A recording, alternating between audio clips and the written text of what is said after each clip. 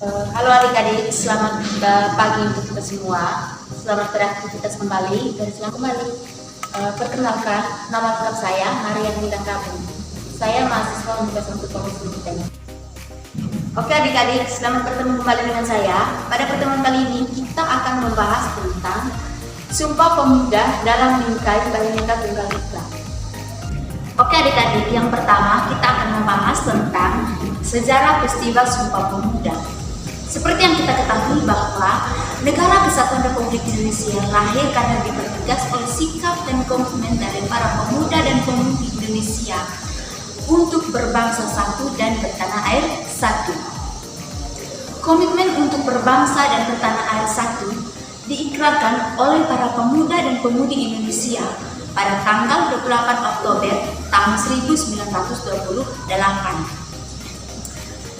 Sumpah Pemuda menjadi sangat penting dalam sejarah bangsa Indonesia. Kenapa Sumpah Pemuda itu menjadi sangat penting dalam sejarah Sumpah Pemuda Indonesia? Karena bangsa Indonesia telah menjadi penegas dan arah dari perjuangan bangsa Indonesia itu sendiri. Peristiwa Sumpah Pemuda itu merupakan suatu pengakuan dari para pemuda dan pemudi Indonesia untuk mengikrarkan tanah air satu, bangsa yang satu, dan bahasa yang satu. Sumpah Pemuda itu dibaca pada tanggal 28 Oktober tahun 1928. Itu adik-adik hasil rumusan atau kesepakatan dari para pemuda dan pemudi Indonesia atau Kongres Pemuda II. Sehingga setiap tahun pada tanggal 28 Oktober itu kita memperingati Hari Sumpah Pemuda. Pemuda merupakan babak baru bagi perjuangan bangsa Indonesia karena perjuangan yang bersifat lokal itu berubah menjadi perubahan yang bersifat nasional. Para pemuda Indonesia sadar bahwa perjuangan yang bersifat lokal itu merupakan sia-sia. Mereka juga sadar bahwa hanya dengan persatuan dan kesatuan itulah kemerdekaan Indonesia itu dapat diraih. Pada tahun 1908, Indonesia mulai bangkit yang ditandai dengan berdirinya Budi Utomo yang bertujuan untuk mendorong munculnya organisasi pemuda. Yang pertama itu berdirinya Trikoro Darmo. Trikoro Darmo ini didirikan oleh Raden Saidman Wiryo Sanjoyo. Itu di Gedung Stovia di Jakarta pada tahun 1915. Trikoro Darmo ini merupakan cikal bakal Jawa yang memiliki 3 visi. Yang pertama, sakti yang berarti kekuasaan dan kecerdasan. Yang kedua, budi yang berarti kebijaksanaan. Dan yang ketiga adik-adik itu bakti yang berarti kasih sayang. Tujuan berdirinya Trikoro Darmo ini adik-adik yang pertama untuk mempererat persaudaraan antara siswa-siswi Bumi Putra pada jenjang sekolah dan juga perguruan tinggi. Yang kedua, menambah pengetahuan umum bagi semua anggotanya. Yang ketiga, itu untuk membangkit dan mempertajam perang untuk segala bahasa dan budaya. Oke adik-adik, yang kedua, Jong Sumateranen Bom. Organisasi Pemuda Belajar Sumatera didirikan pada tahun 1917 di Jakarta. Pada kongres ketiga, Jong Sumateranen Bom melontarkan pemikiran dari Muhammad Yamin, yaitu anjuran agar penduduk Nusantara itu menggunakan bahasa Melayu sebagai bahasa pengantar dan sebagai bahasa persatuan. Yang ketiga, Jong Ambon, Jong Minahasa, dan juga Jong Klebes. Ini didirikan pada tahun 1918. Selanjutnya, dari tahun 1918 sampai ke tahun 1919, salah satu tokoh yang dilahirkan dari Persatuan Pemuda Minahasa adalah Sam Ratulangi. Organisasi kepemudaan yang tidak terlatar belakangi dari suku dan kedaerahan adalah Perhimpunan Indonesia. Perhimpunan Indonesia ini beranggotakan para pemuda dari berbagai suku dan pulau yang ada di Indonesia. Kongres Pemuda 1 telah menunjukkan adanya kekuatan untuk membangun persatuan dari seluruh organisasi pemuda yang ada di Indonesia. Kongres Pemuda 1 ini berhasil merumuskan dasar-dasar pemikiran bersama ya. Kongres Pemuda 2 dikenal sebagai Kongres Pemuda pada tanggal 28 Oktober tahun 1928. Ini dilaksanakan dalam tiga sesi ya. Di 3 sesi ini di tempat yang berbeda oleh penggagasnya. Organisasi Perhimpunan Pelajar Indonesia atau yang sering disebut dengan PPI yang beranggotakan pelajar dari seluruh wilayah Indonesia. Dalam peristiwa Sumpah Pemuda yang bersejarah tersebut, diperdengarkan lagu kebangsaan Indonesia yang diciptakan oleh Wage Rudolf Supratman. Lagu itu sempat dilarang oleh pemerintah kolonial Hindia Belanda. Tetapi para pemuda terus menyanyikan lagu Indonesia Raya tersebut. Sumpah Pemuda telah menjadi jiwa dan semangat yang terus terpatri dalam hati dan sanubari para pemuda. Suatu semangat yang dibangun atas dasar kesamaan nasib dan cita-cita yang kemudian dibungkus dengan komitmen dari para pemuda itu sendiri.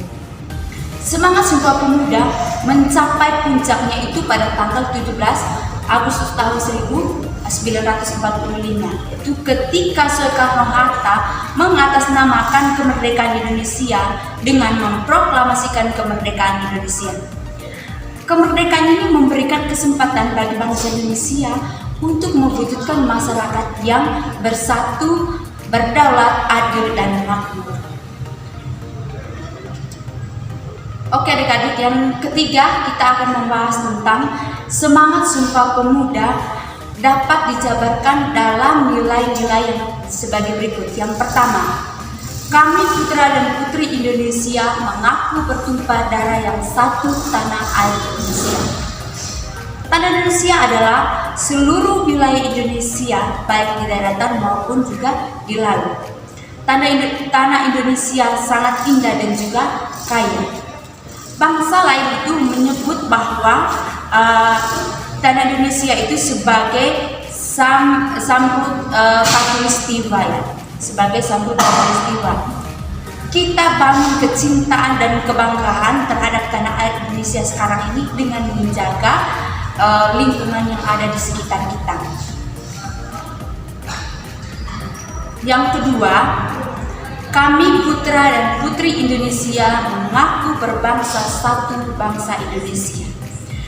Rasa kebangsaan Indonesia tumbuh dari sejarah panjang bangsa Indonesia itu sendiri, yang berawal dari hasrat ingin bersatu dari penduduk yang mempunyai latar belakang yang tidak memiliki suku dan kedaerahan, untuk menjadi satu bangsa yang akhirnya dideklarasikan sebagai sejumlah pemuda ya, pada saat Kongres Pemuda itu pada tanggal 28 Oktober tahun 1928. Kita sebagai generasi penerus itu mempunyai kewajiban untuk tetap melestarikan.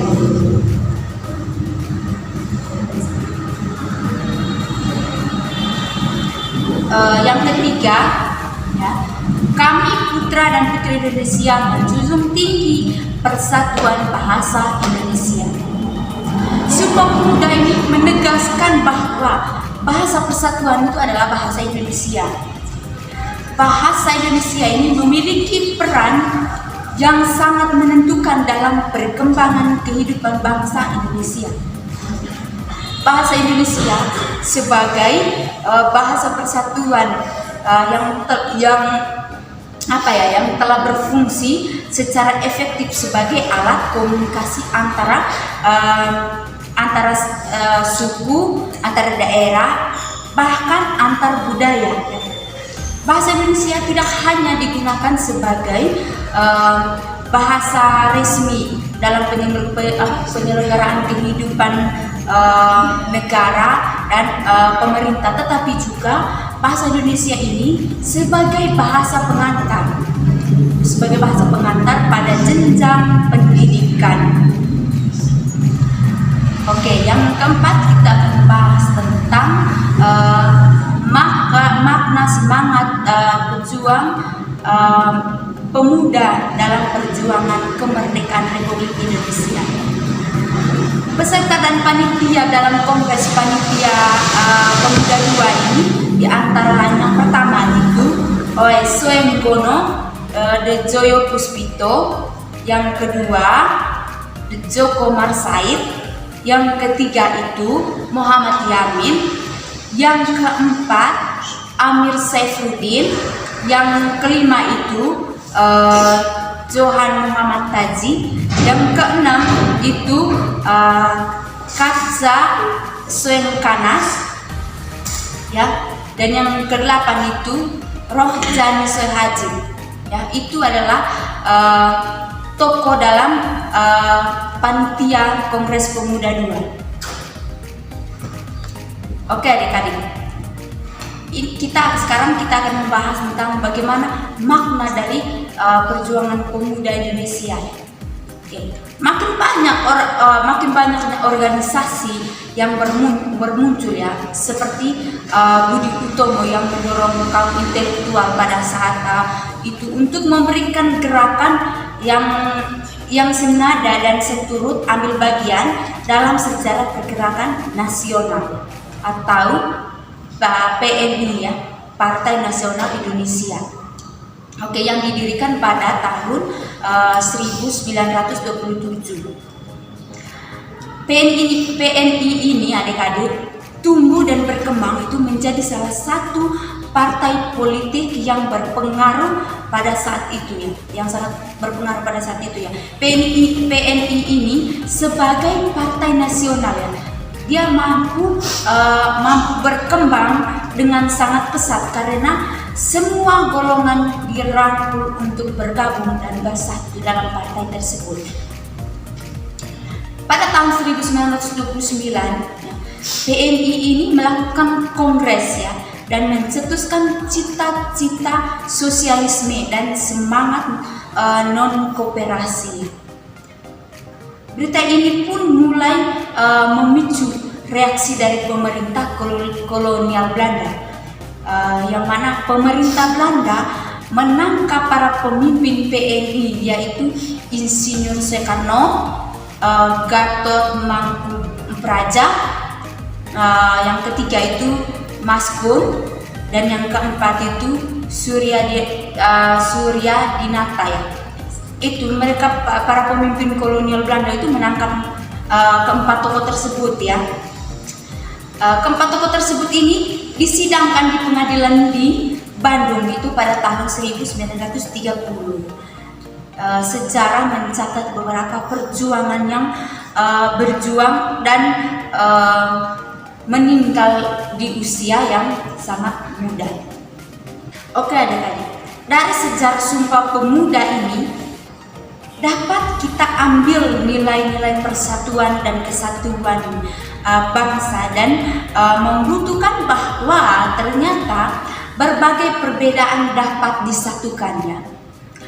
Walaupun Sumpah Pemuda terjadi di zaman dulu, tetapi ada nilai-nilai luhur, ya, yang masih bisa kita terima, bisa kita terima dan kita amalkan sampai saat ininya. Ada nilai-nilai yang terkandung dalam Sumpah Pemuda tersebut itu adik-adik. Yang pertama itu cinta bangsa dan juga tanah air. Yang kedua persatuan. Yang ketiga itu sikap rela berkorban. Yang keempat, mengutamakan kepentingan bangsa. Yang kelima, dapat menerima dan menghargai segala perbedaan. Yang keenam, semangat persaudaraan. Dan yang ketujuh, meningkatkan semangat gotong royong atau kerja sama. Oke, adik-adik.